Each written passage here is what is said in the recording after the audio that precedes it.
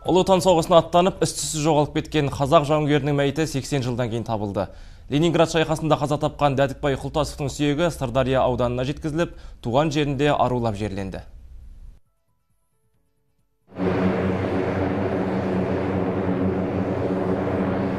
Желді желтоқсан, Қызылорда, Қорқыт Ата әуежайы.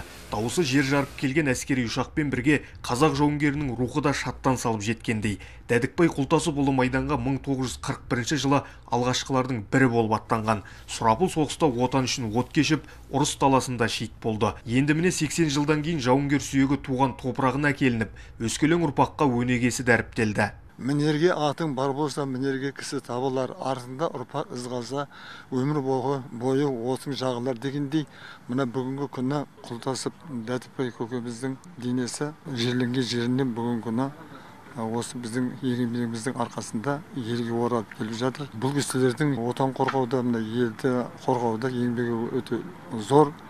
Міне солардың арқасында біз осындай бақытты ғұмыр өмір сүріп жатырмыз. Дәдікбай Құлтасов 1904 жылы Қызылорда облысы Сырдария ауданында дүниеге келген. Ол соғыс даласына 37 жасында тұлғалық толысқан шағында аттанды.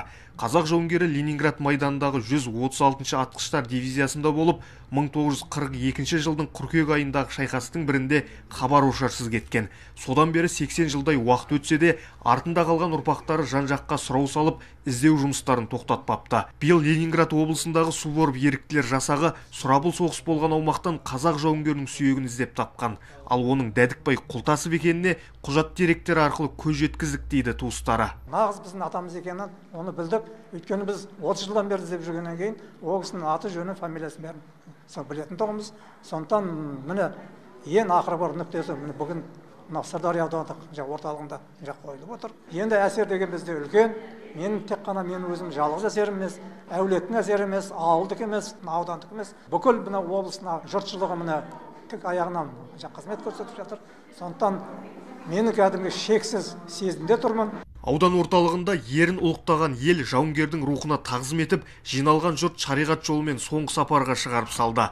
Келешекте Дәдікбай Құлтасовтың есімі ардақталып, өскелең ұрпаққа ерлігі дәріптеле бермек. Елжас Әбілда, Санжар Мансұр, Төрехан Қожахметов, Қызылорда телеарнасы, Сырдария ауданынан.